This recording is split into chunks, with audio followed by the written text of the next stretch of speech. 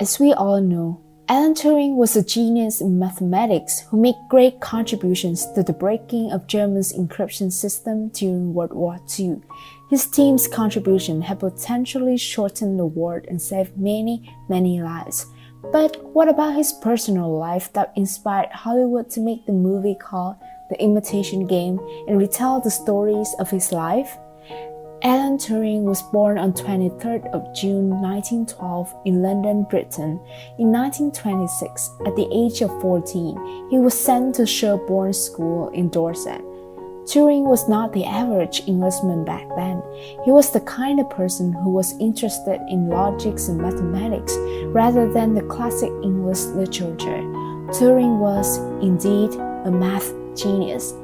But what set Turing different from the other boys at that time was that he was openly gay. There in Sherborne, he fell in love with another schoolboy called Christopher Morcom, and this was Turing's first love. In the 1930s, Turing thrived as a math prodigy after coming to King's College, Cambridge. There in Cambridge, he created the Turing machine, foundation of artificial intelligence and modern computers.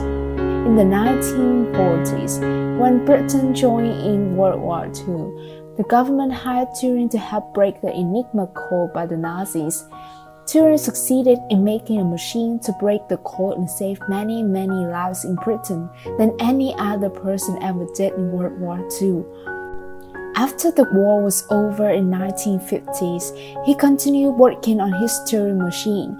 Not so long later, in 1952, just right at the peak of his scientific career, he was arrested and convicted of involving in a homosexual relationship with his boyfriend Arnold Murray. Homosexual activity was at that time a criminal offense. To avoid jail time, he chose to undergo treatment and take chemical castration to cure his homosexuality, even though he knew that it was not logical at all. On 7th of June 1954, Alan Turing was found dead in his bed in Manchester.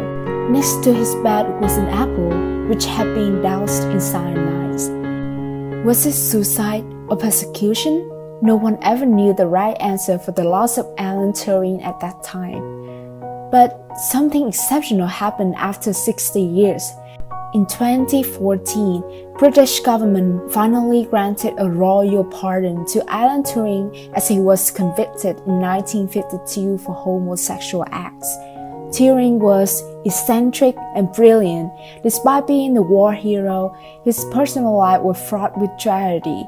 He is a victim of brutal prejudice only because he was gay at the time when society viewed homosexuality as illegally unacceptable.